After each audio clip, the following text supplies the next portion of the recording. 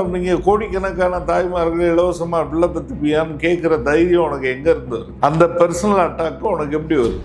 அவ்வளோ பேருடைய பர்சனல் உன்னால தாக்க முடியல. அப்ப நீ இலவசமா பிள்ளை பெற்றனாலும் உனக்கு அந்த புத்தி வருது. மிக்சி கொடுத்துட்டா வாங்கிட்டேன், பெருமையா வாங்கிட்டேன். டிவி கொடுத்துட்டேன், பெருமையா வாங்கிட்டேன். சேலை கொடுத்துட்டேன், பெருமையா வாங்கிட்டேன். வேட்டி கொடுத்துட்டேன், பெருமையா வாங்கிட்டேன். இலவசமா புள்ளதாரன்னு சொன்னா நீ ஏற்பியா? எவ்வளவு மானங்கட்ட செயல்னு உனக்கு தெரியுதா தெரியலையா? அப்ப இதையெல்லாம் எப்படி நீ வாங்குற? இது எச்ச தொழிலா இல்லையா? தமிழ் தேசத்தை காட்டி கொடுக்கும் பிச்சை தொழிலா இல்லையா? இதுலதான் நாங்க ஆத்திரப்படுறோம். அவர் என்ன சொல்றாருன்னா, நான் ஒரே ஒரு முறை இந்த ஆட்சியை கொடுத்து பாருங்க, இல்லைன்னா என்னை கட்டி வச்சு அடிங்கன்ற அளவுக்கு போறாருல்ல. ஆட்சியை கொடுத்துட்டா என்ன நீ பூம் மாடு மேய்ச்சிருவியா நம்ம கேட்கிறோம். அவன் என்ன செய்யணும்? பணம் எவன் கொடுக்கிறானோ அவனை தோற்கடிக்கணும். டே இலவசம் நீ சொல்ற இல்லடா, சரி நீ நாளைக்கு அரசு எல்லாத்தையும் அரசு ஊழியரை ஆக்கிடுவ. சம்பளம் என்ன கொப்பன் காசுல இருந்தா கொடுப்ப, கொப்பை வீட்டில் இருந்தா காசு கொடுப்ப, இல்லை மாமனார் வீட்டில் இருந்து காசு கொடுப்ப, அரசு கிட்ட வசூல் பண்ற வரியில இருந்தாலும் கொடுப்ப. முட்டா பயல, கேனப்பயல.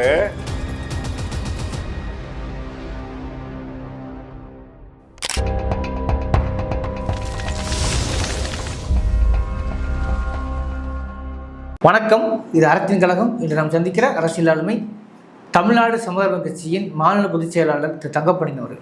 வணக்கம் சார். வணக்கம். அரசியல் ஆரம்பிச்சிருச்சு. திமுகவும் கூட்டணி கட்சியில் ஆரம்பித்துட்டார்கள். இன்னைக்கு பார்த்தீங்கன்னா விஜய் இப்போ அறிவிச்சு போயிட்டு இருக்குது. இதற்கிடையே சீமானும் அறிவித்து வழக்கம் போல் போயிட்டுருக்காரு. ஆனால் அவர் முன்னெப்பொழுதும் தடவை என்ன பேசுகிறாருன்னா, இலவசங்களில் ஒருபோதும் தரமாட்டேன்னு சொல்லி இலவசங்களுக்கு எதிராக கட்டுமையாக பேசுகிறாரு.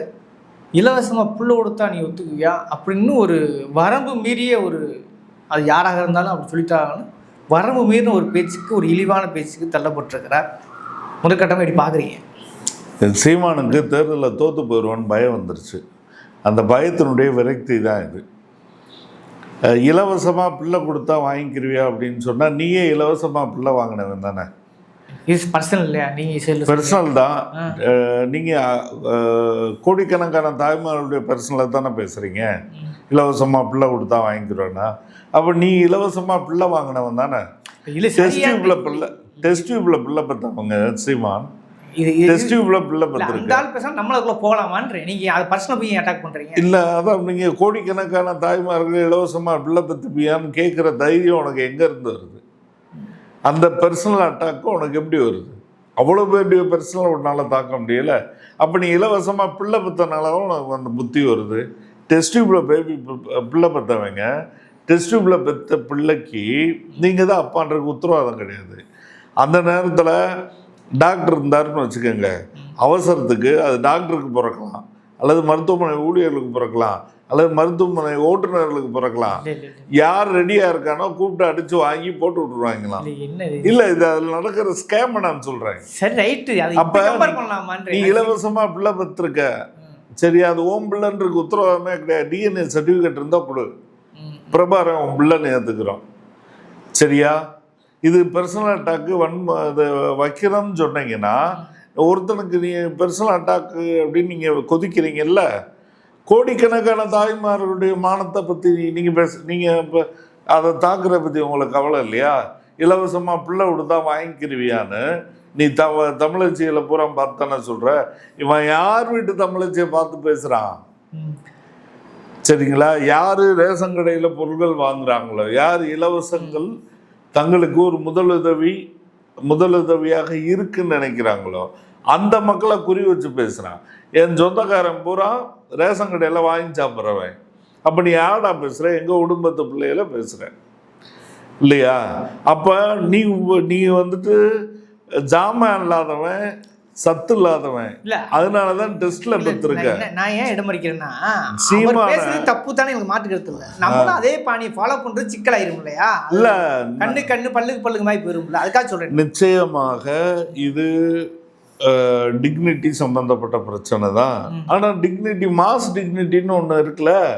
ஒரு பூரா இலவசமாக பிள்ளை வைக்கிறதுக்கு போயிடுவாங்களாமா? அப்போ அவங்களுக்கெல்லாம் கண்ணியம் கிடையாது.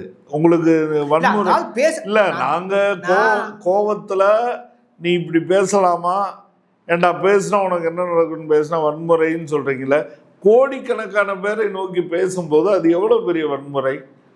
அதை பத்தி உங்களுக்கு கவலை இருக்கா? இல்ல அதான் மறுக்கல. ஆனா அந்த பாணி திரும்பவும் சொல்லப்படுவதுதான் இந்த சிக்கலாதுன்னு சொல்ல வரேன். அதே பாணியில சொன்னாதான் அவனுக்கு செருப்பால் அடிச்ச மாதிரி புரியும். எனக்கு இவன் எவன் செருப்பால் அடிச்சு வாயில செருப்பை கவ்வா குடிச்சு அடிச்சு சொன்னா அவனுக்கு புரியும்னு தெரியல. நான் ஏன் பிரபாகரனை குறி வச்சு சொல்றேன், அவன் சொந்த மகனாவது இல்லை மானங்கட்ட சாமா, சத்து இல்லாத சாமா, உன்னைய அடுத்தவன் பிள்ளைய அசிங்கமாக பேசாரோ அவங்க பூரா இனிய பேசாதீங்கடான்னு சொல்லி பிரபாகரன் இருக்கான்ல, அவன் சாமானுக்கு வாயில செருப்ப கவ்வா கொடுத்து அடிச்சான்னா தான் இவன் பேசுறேன்னு நிறுத்துவேன். அவர் பேர் அது வரைக்கும் இவன் பேசுவான். அவர் பேர் சீமான்னு சொல்லுங்க. சீமான் கிடையாது, அவன் பேரு சாமா. சீமான் சார், சாமா வாய் வச்சவன். இன்னும் மக்கள் மொழியில சொன்னா சாமா வாய் வச்சவன். போக வேண்டாம். நான் என்ன சொல்றேன்னா, இந்த இப்படி பேசுறாருன்னா அதுக்கு நீங்க தேர்தல் பக்கம் நீங்க சீமான்னு சொல்லுங்க, நாங்க எங்களுக்கு தெரிஞ்ச வழியில சொல்றோம். நாங்க எங்களுக்கு தெரிஞ்சாலும் சாமா. ஏன் சொல்றேன்னா, அவருக்கு இடையில வந்து விஜயை கடுமையாக கண்டிச்சிருக்காரு. விஜய் எதில் கடுமையாக கண்டிச்சிருக்காருன்னா, நான் அக்காவை இருப்போம், தங்கச்சியாக இருப்போம், தேவையான பொண்டாட்டியோட இருப்போம்னு சொல்லலாம் நாகரிகமா, இதை ஏன் விஜய் கண்டிக்கலன்னு சொல்லி விஜய் வந்து டார்கெட் பண்ணுறாரு. அப்படி விஜய் வந்து விமர்சிக்கும் போது இப்போ அவரும் அதே மாதிரி பேசிக்க தப்புத்தேன். நம்ம அதே மாதிரி இவங்க விமர்சிச்சா இது வந்து என்னன்னா எல்லா பக்கமும் ஒரு வரமுறை இல்லாத அவன் ஒரு வாங்கி திண்ணி எச்சிக்கலை. ஏன் அவனுக்கு எங்கெல்லாம் கோபம் வருதுன்னு நீங்க பாருங்க. எங்க அவனுக்கு கோபம் வருதுன்னா, ஆர்எஸ்எஸ் அஜெண்டாவை தூக்கி பிடிக்கிறதுக்கு இவ்வளோ ஆத்திரப்படுறான். இந்த இலவசங்களை ஃப்ரீபீஸை கொடுத்து நாட்டை கெடுத்துட்டா, இவாளெல்லாம் பிச்சை போடுறா இப்படின்னு இது துக்ளக்கில் வந்த லாங்குவேஜ் ஃபஸ்ட்டு. சரிங்களா? இதை காப்பாற்றுறதுக்கு என் தாய்மார்களை வந்துட்டு இவன் தேமா ஆகுமான்னு பேசுகிறான். சரியா? அப்போ உனக்கு அவ்வளோ கோபம் வந்துடுது. ஈவேரா பெரியார், சரியா, அவரை ஆர்எஸ்எஸ்னுடைய டார்கெட்டு. அவரை காப்பாற்றுவதற்கு, அவரை புகழ்பாடுவதற்கு சொல்ற எல்லா வார்த்தைக்கும் எதிராக துடிக்கிறான். பெரியார் மண்ணுன்னு சொன்னா அவனுக்கு வாயில புண்ணு வந்துடுது.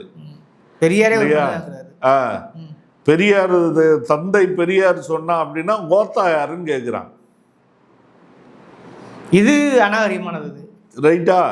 அப்படி இவனுக்கு ஏன் எங்க இவன் துடிக்கிறான் நீங்க பாருங்க. எச்சிக்கலா அப்படின்றதுக்கு இதுதான் நம்ம உதாரணமா சொல்றோம். ஏன் அவன் எச்சிப்பயலா இருக்கான், எங்க இவன் துடிக்கிறான் அப்படின்னா, எதெல்லாம் ஆர்எஸ்எஸ் இவன் வாயில தின்ன கொடுத்துச்சோ அந்த மலத்தை வாங்கி தின்னுட்டு இங்க கக்குறான் அப்படின் போது அவனை செருப்பு கொண்டே அடிக்கணுன்றோம் நம்ம.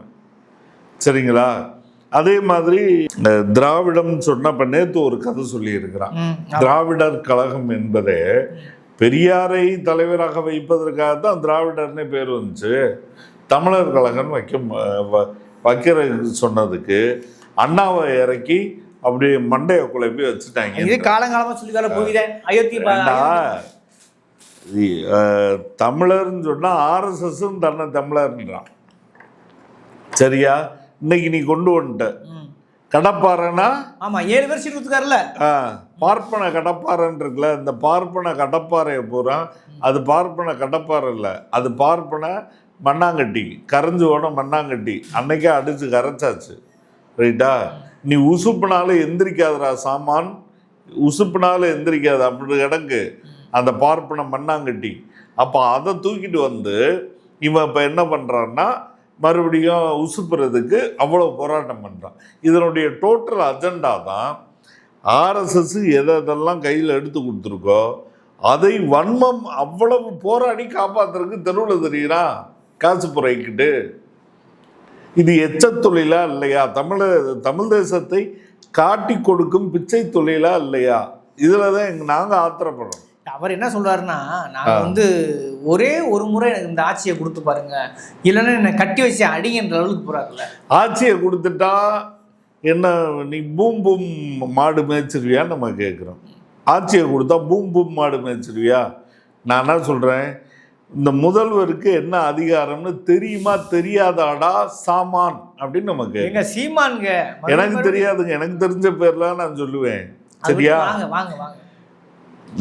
ஆட்சியை கையில் கொடுத்தா அண்ணா அன்னைக்கே சொல்லிட்டாரு, இது ஒரு மோசடியான பொலிட்டிக்கல் செட்டப்பு. இந்த அரசியல் செட்டப் என்பதே தேசிய இனங்களுக்கு எதிரானது, தேசிய இன மக்களுடைய உரிமைகளுக்கு எதிரானது, அவருடைய ஆட்சி உரிமைகளுக்கு ஜனநாயக உரிமைகளுக்கு எதிரானதுன்னு அண்ணா அன்னைக்கே சொல்லிட்டார். அவர் தான் தமிழ் தேசிய தலைவர். ரைட்டா? அந்த நிலைமை இன்ன வரைக்கும் மாறல. அதனால தான் ஸ்டாலின் என்ன செய்கிறாரு, 234 சட்டமன்ற உறுப்பினர்கள், ஆளுங்கட்சி எதிர்கட்சி வந்த கட்சி போன கட்சி எல்லா கட்சியும் சேர்ந்து ஒரு மசோதா போட்டால், தீர்மானம் போட்டால் ஆளுநர்கிட்ட ஒப்புதல் வாங்கணும்னு அரசியல் சட்டத்தில் இருக்குது. நீ வந்தால் கிழிச்சிருவேடா சாமான். இப்போ சாமானே முதல்வராக இருக்கான்னு வச்சுக்கோங்களேன், அவனும் கவர்னருக்கு தானே சட்ட மசோதா போட்டு அனுப்ப முடியும். வேற என்னடா செஞ்சிருவ நீ? ஏன்டா ஏமாத்துற? அவன்கிட்ட இருக்கிறவங்க பூரா அமர்த்தியா சொன்ன மாதிரி ஸ்கூல் ட்ராப் அவுட்ஸு, உழைக்கும் இளைஞர்கள். சரியா? தமிழ் தேச உழைக்கும் இளைஞர்கள், நுனிநாக்கு இங்கிலீஷ் தெரியாதவன், இங்கிலீஷ் ஆர்டிக்கல் படிக்காதவன், அரசியல் திறனாய்வுகளுக்குள்ளே போகாதவன், இலக்கியம் படிக்காதவன், இந்த மாதிரி உழைக்கும் இளைஞர்கள். இவனை பூரா என்ன பண்ணுறான்னா பொய்யா பேசி ஏமாத்துறான். நீ இன்னைக்கு ஸ்டாலின் உட்காந்து தீர்மானம் போட்டு கவர்னர் வழியை அனுப்புகிற முறையை தான் நான் போனாலும் செய்ய முடியும். ஆமாம், அது மாற்றுக்கிறதுல இல்லை. சரியா? நான் சாமான்னு பேசினாலும் சரி, சீமான் பேசுகிறவனா இருந்தாலும் சரி, எவன் போய் உட்கார்ந்தாலும் இதைத்தான் செய்ய முடியும். ஒரு முதல்வருக்குரிய அதிகார வரம்பு இந்திய அரசியல் சட்டத்தில் இவ்வளோதான் இருக்கு. அதை பேசுகிறான் அவன். என்னமோ அவன் வந்தா எல்லாத்தையும் நான் மாற்றிடுவேன், வேளாண்மையை அரசு ஊழியமாக எல்லாவற்றையும் மாற்றி விடுவேன், தமிழ்நாட்டை வந்துட்டு ஏதோ தனி நாடு மாதிரியும், அதுக்கு இவன் அதிபர் மாதிரியும், தனி இராணுவம் அங்கே இருக்கிற மாதிரியும், இதுக்கு வெளியுறவு எல்லாமே தனியாக இருக்கிற மாதிரியும், தனி கப்பல் படை இருக்கிற மாதிரியும் பொய்யா பேசுது. அப்போ யாரை ஏமாத்துக்கிட்டே, நீ முதல்வருக்கு வந்தால் நீ முனிசிபாலிட்டி தலைவர் தான். இந்தியாவில் இருக்கிற எல்லா மாநில முதல்வர்களுமே முனிசிபாலிட்டி தலைவர் தான். இடஒதுக்கீட்டு பிரச்சனை கூட, கம்யூனிட்டி சர்டிஃபிகேட் விஷயம் கூட ஒன்றிய அரசு முடிவு எடுத்தா தான் எதையும் மாற்ற முடியும். ஆமாம். ஆனால் இவர் என்ன தேர்தலில் சொல்கிறாருன்னா, சாதி ரீதியான இடஒதுக்கீட்டை ஒழித்து விட்டு குடிவழியான இடஒதுக்கீட்டை முன்னிறுத்துவோம்ன்றார் இல்லையா? எதை சொல்ல வர்றாரு? எதை பற்றியுமே கேள்வி கேட்குற ஆளை பற்றி அவனுக்கு கவலை கிடையாது. கேள்வி கேட்டு செருப்பாலேயே அடிக்கிறாங்க, எதுக்கும் பதில் கிடையாது. இலவசம் நீ சொல்கிற இல்லைடா, சரி நீ நாளைக்கு அரசு எல்லாத்தையும் அரசு ஊழியரை ஆக்கிடுவ, சம்பளம் என்ன கொப்பன் காசில் இருந்தால் கொடுப்பேன், கொப்பன் வீட்டில் இருந்தால் காசு கொடுப்பேன், இல்லை மாமனார் வீட்டில் இருந்து காசு கொடுப்பேன், அரசுகிட்ட வசூல் பண்ணுற வரியில் இருந்தாலும் கொடுப்பேன். முட்டா பயல, கேனப்பயல. இப்போ இந்த மக்களுக்கு கொடுக்கக்கூடிய இந்த முதலுதவி திட்டங்கள் எல்லாமே அரசுடைய வரிப்பணத்திலிருந்து செலவிடப்படுது. அதனால தான் இலவசம் சொல்றதை நிறுத்துங்கன்னு சொல்லி கலைஞர் மாத்தினாரு. அது உரிமை விலை இல்லாததுன்னு சொன்னாரு. இன்னும் விலை இல்லாததுன்னு கூட ஏன் சொல்றீங்க? விலையெல்லாம் இருக்கு, மதிப்பு இருக்கு. உரிமைன்னு சொல்லுங்க. ஓ காசு நீ உழைச்சது, இந்த தேசத்துல நீங்க உழைச்சதுதான் செல்வமா வருது, அதை நாங்க உங்களுக்கு எடுத்து பகிர்ந்து கொடுக்குற வேலையை செய்கிற ஒரு வேலைக்கார நாய்கள் தான் நாங்க அரசியல் தலைவர்கள் அப்படின்னு சொல்லி ஒத்துக்கிறவன் தான் உண்மையான தலைவர். நாங்கள் உங்களுடைய சேவகன். நாய்னா நான் தப்பா சொல்ல, நாய் விசுவாசத்துக்கு பேர் போனது. சரியா? அப்ப நான் சேவகன், உங்களுக்கு சேவை செய்கிறேன். என்ன, நீங்க உழைக்கிறீங்க, செல்வத்தை உருவாக்குறீங்க, எதையுமே இலவசம் சொல்றதுக்கு ஒண்ணும் இல்லை. இது இந்த செருப்படி பெத்த நாய்க்கு தெரியாதா? செத்த நாய்க்கு தெரியாதா? வாயில வச்சுக்கிட்டு திரியிறான். என்ன வச்சுக்கிட்டு திரியிறான்? அந்த ஜாமா வாய் வச்சவன் என்ன வச்சுக்கிட்டு திரியிறான்? எத்தனை முறை பண்றது? அவன் எவ்வளவு பேரை பண்றான், எவ்வளவு பேர் அசிங்கமா பேசுவான். ஏங்க, அதாவது நான் சொல்றேன், அவன் திருட்டு நாய் எங்கேயா பிறக்கி தின்னுட்டு போயிடுறான். எங்க சொந்த பந்தம்ல இந்த இலவசங்களால நேரடியாக பயனடைகிறான். அவன் தானே வாங்குறதுக்கு வரிசையில் நிற்கிறான். உன் பொட்டாட்டி நீயும் போய் வரிசையில் ஆட நிற்கிறீங்க. அப்ப எங்களுக்கு தான் ரத்தம் கொதிக்கும். பிச்சைக்காரங்களா அப்படின்றது தான் பார்ப்பனருடைய வருஷன். ஓ அவங்க ஏன் சொல்றாங்க அப்படின்னா, அரசு அதானிக்கு கொடுத்தா அது பிச்சை இல்லையாடா, டே அம்பானிக்கு கொடுத்தா அது பிச்சை இல்லையாடா, 1 லட்சம் கிட்டத்தட்ட 16 லட்சம் கோடி ரூபா இந்த பணக்கார நாய்களுக்கு ரைட் ஆஃப் முடிஞ்சு 16 லட்சம் கோடி. சரியா, இதுக்கு எவ்வளவு செலவாக போகுது? பெரிய பிச்சையா இருக்குமோ? அது பிச்சைக்கு அது அது என்ன சொல்றது, இருக்கிறதுலே கேவலமான பிச்சைன்ற பட்டியலில் கொண்டு போறதா? அப்ப இந்த உண்டக்கட்டி பாப்பனைய நாய்கள் இதை பத்தி பேசாது, அந்த ஊடகங்கள் இதை பத்தி பேசாது, இந்த ஜாமான் அதை பத்தி பேச மாட்டான். இவன் எங்கேயா பேசியிருக்கான், போராட்டம் பண்ணியிருக்கான்னு சொல்லுங்க. அம்பானிக்கு அதானிக்கு ஏன் அவ்வளவு பணத்தை நீ தள்ளுபடி பண்ண? இவன் எங்கேயாவது போராடி இருக்கான்னு சொல்லுங்க. ஏன்டா இத்தனை பேங்க வித்தங்கன்னு போராடி இருக்கான்னு சொல்லுங்க. ஏன்டா இத்தனை விமான நிலையத்தை மொத்தமா கொடுத்துட்டு ஒத்த பேசஞ்சர் பிளான் விமானம் கூட இல்லாம செருப்படி பெத்த மாதிரி இந்த இந்திய ஒன்றிய அரசை உருவாக்கி வச்சிருக்கிறீங்க அப்படின்னு இவன் கேட்கிறானான்னு பாருங்க. எங்கேயுமே இல்லை, அதை பத்தி இவன் பேசுறதும் இல்லை. கேட்டா இவன் பிரதமருக்கு மேல அதிபர் ஆயிட்டேன்னு சொல்லி பைத்தியக்காரன் ட்ரம்புக்கு இணைய அவன் பேசுறான். அவனாவது அதிகாரத்தில் உள்ள பைத்தியக்காரன், இவன் தெருவில் தெரிகிற பைத்தியக்காரன். நம்ம தென்கட்சிக்கோ சாமிநாதன் சொன்ன மாதிரி தான் அதிபராகவே ஆயிட்டதான் நம்புற பைத்தியக்காரன். இவனுக்கு பொய் சொல்றதுக்கும் பேசுறதுக்குமே வித்தியாசம் தெரிய மாட்டேங்குது. இயல்பா பேசுறான், அதுவும் சீரியஸா மோத வச்சுட்டு பேசுறான். இன்னைக்கு இருக்கிற சின்ன பசங்க பார்த்து சிரிக்கிறான். இன்னைக்கு வந்து எப்படி பார்த்தாலும் விஜய் அரசுக்கு வந்ததுக்கு அவருக்கு வந்து ஒரு பின்னடைவு அப்படின்னு சொன்னா கூட நாங்கள் ஆட்சி அமைப்பு சொல்லி இந்த நிமிடம் வரை நம்புறாங்களே. அவங்க யாரு? சீமான் குரூப் தான். அவன் நம்புறான், மெண்டல் நம்புவாங்க. மெண்டலுக்கு என்ன இருக்கு சார்? நீ எதுவும் பேச 15 வருஷமா கத்திக்கிட்டு இருக்காரு. இப்பயும் கூட நேற்று முந்தாள் என்ன சொல்லிருக்காரு, கத்தி சாவேனே தவிர இந்த களத்தை விட்டு போக மாட்டேங்கிறாரு. கத்தி அவன் ஜாவான், சாகுறத தவிர அவனுக்கு வேற வழி இல்லை. அதை நம்பக்கூடிய என்ன சொல்றது, தம்பிகள் இருக்கதான் செய்யறாங்க. தம்பிகள் தான் நான் சொல்றேன்ல. அவன் பூரா என் குடும்பத்து ஆளு. அவன் எப்படிப்பட்டவன்னா, அதான் சொல்றேன், அவன் ஒழுங்கா நியூஸ் பேப்பரோட படிக்காதவன். அவன் பூரா அந்த சினிமா பஞ்சு பார்த்துக்கிட்டு தெரிஞ்சவன். சரியா, விஜய் ரசிகராகவும் தளபதி இது அஜித் ரசிகராகவும் இருந்து பஞ்ச் டைலாகா பார்த்து வளர்ந்தவன். நான் அடிச்சா தாங்க மாட்டேன், 4 மாசம் தூங்க மாட்டேன், இதை ரசிச்சுக்கிட்டு இருந்தவன். அதை இவன் வந்துட்டு அதே பஞ்சை இவன் பேசி அவன் பக்கம் இழுத்தான். அவன் தான் அங்க போய் நிக்கிறான். இவன் நியூஸ் அப்ப போட்டியே டிவிகேவுக்கும் எட்டிகேவும் தான் தற்கொலை கூட்டம், ரெண்டுமே தற்கொலை கூட்டம். அந்த இவங்க விஜய் ரசிகராவது புதுசா வந்த ரொம்ப பிளெயினானவங்க, புது பிள்ளைங்க, அது எழுதாத ஸ்லேட்டு. இது பூரா இந்த வாட்ஸ்அப் பஞ்ச் இருக்குல்ல, அதுல எழுதின ஸ்லேட்டு. கிறுக்கைங்களா ஆயிட்டாங்க. இவங்களும் என்ன பண்றாங்கன்னா, இதுல ஒரு கும்பல் உட்காந்துக்கிட்டு அவன் சொன்னது பூரா அப்படியே சொல்றது. அது தவிர அவனுக்கு எதுவும் தெரியாது. அவன் சொன்னதுக்காக பேசி மேடையில் செருப்படி வாங்குற வரைக்கும் இருக்கான். சாட்டை துறைமுறையாக அப்படித்தான் செருப்படி வாங்குறான். இடும்போட கார்த்திக் நல்ல பையன், பாவம், அவரும் செருப்படி வாங்குறாப்புல. இங்கிட்டு இருந்து போன முத்துப்பாண்டி, அந்த களஞ்சியம், அவங்க எல்லாம் தனித்தனியா இருக்கும்போது தமிழ் தேசியத்தை பத்தி கொஞ்சம் கனவாவது கண்டாங்க. இப்போ ஒரே அளவும் இல்லை. இப்போ அவங்க எல்லாம் ஒண்ணும் இல்லாம ஆக்கி அனுப்பிச்சு விட்டாங்க. அவங்க என்னன்னா, ஏதாவது தாங்களும் அதிபர் ஆகலாம் அப்படின்ற மாதிரி எம்எல்ஏ சீட்டுக்கு அலையறக்கூடியவர்களா மாறிட்டாங்க. ரைட்டா? இப்படி ஒண்ணும் இல்லாம இருக்கு. அதாவதுங்க, ஈழ போராட்டத்தில் எழுந்த அரசியல் எழுச்சியில் பல்லாயிரக்கணக்கான இளைஞர்கள் தமிழ் தேச கனவோடு வந்தாங்க. இங்கே ஏதோ ஒரு தப்பு இருக்குன்னு யோசிச்சாங்க. இந்திய ஒன்றிய அரசு என்பது தேசிய இன அரசுரிமைக்கு எப்படி எதிராக இருக்குன்னு சிந்திக்க ஆரம்பிச்சான். அவங்கள பூரா முதல் ரவுண்டு உள்வாங்கி தோழர்கள்னு பேசிக்கிட்டு இருந்தவங்கள டே வெண்ண மயிருன்னு இவன் ஃபோனில் பேசி அவனை நிர்வாகிகளாக இருந்தவனை டே வெண்ண மயிறு நமக்கு தெரியவே பேசினான். பேசி அவங்கள 2ஆம் தரமாக மாற்றி அவங்கள பூரா காலி பண்ணி மரியாதையை கெடுத்து வெளியேற்றுறான். அடுத்து பார்த்தீங்கன்னா, இந்த மாதிரி பஞ்சு தளபதி ரசிகர்லாம் வந்து பஞ்சில் ஈர்க்கப்பட்டு வந்தான்ல, அவனை பூரா வச்சுக்கிட்டு இப்போ மேய்க்கிறான்.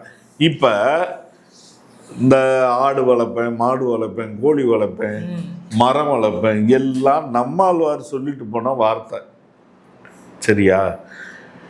இவனுடைய ஃப்ராடுத்தனம் என்னன்னா, மதவாதிகள் பூரா சொர்க்கம் மேலே இருக்குன்னு சொல்கிறான், என் பின்னால் வான்னு சொல்கிறான். இவன் என்ன சொல்கிறான்னா, நான் தான் சொர்க்கம், நான் வந்துட்டா எல்லாத்தையும் உருவாக்கிடுவேன்னு சொல்லி சொர்க்கத்தை இந்த உண்மையிலேயே ஒரு மக்களுக்கான மெய்யான ஒரு சோசலிச அரசு இருந்து ஒரு 25 ஆண்டு பாடுபட்டு உருவாக்குனா என்ன மாதிரி ஒரு சொசைட்டியை கிரியேட் பண்ண முடியுமோ, சரிங்களா, அதை பற்றி தான் நம்மாழ்வார் பேசியிருக்கிறார். சரிங்களா, நம்மாழ்வார் நேரடியாக ஒரே இடம்போது தெளிவாக சொல்லுவார், ஐயா அரசு அதிகாரம் இல்லாமல் ஒன்றும் செய்ய முடியாதுயா, ஆனால் அந்த கிழவனால் நான் முடிஞ்ச வரைக்கும் எனக்கு தெரிஞ்ச நல்லதை நான் சொல்லிட்டு போகிறேன்னு பேசினார். சரியா, அப்போ இவன் என்னன்னா அந்த அரசு அதிகாரத்தை துண்டிச்சு பேசுகிறேன்ற உண்மையை நம்மாழ்வார் சொன்னார். இந்த ஃப்ராடு பைய அரசு அதிகாரத்தை, ஒரு சோசலிச அரசு அதிகாரத்தை உருவாக்கி தொடர்ந்த ஒரு 25 கால் நூற்றாண்டு போராட்டத்தில் தான் ஒரு நல்ல விஷயங்களை உருவாக்க முடியும். அப்படி இதை போகிறான், நான் முதல்வராக இருந்தால் உருவாக்கிடுவேன்ட்டு அடிச்சு விட்றான். அப்போ அவன் ஃப்ராடு, அவன் ஒரு வகையான மூட நம்பிக்கை. இது என்னன்னா ப்ராக்டிக்கலான மூட நம்பிக்கை. நடக்காது, ஆனால் நடக்கும். அதை புரிஞ்சுக்கிறதுக்கு உங்களுக்கு அறிவு இல்லைன்னா நீங்கள் இப்போதே கொல்லப்படுவீர்கள், இப்போதே ஏமாற்றப்படுவீர்கள், இப்போதே சுரண்டப்படுவீர்கள். இதான் நடக்குது. ஓகே, என்ன சொல்கிறது, ஒரு கடுமையான விமர்சனம் தான். இந்த விமர்சனங்கிறது உள்ளபடியே பெருசாக ஏற்றுக்க முடியாட்டா கூட, ஆனால் உங்களுடைய கொந்தளிப்போட அந்த நியாயத்தை புரிந்து கொண்டு இதை அப்படியே வெளியிடுகிறோம். இப்படியான ஒரு விவாதம் சொல்லி அறக்களத்துக்கு நேரம் ஒதுக்க மாட்டேன் சார். நன்றி.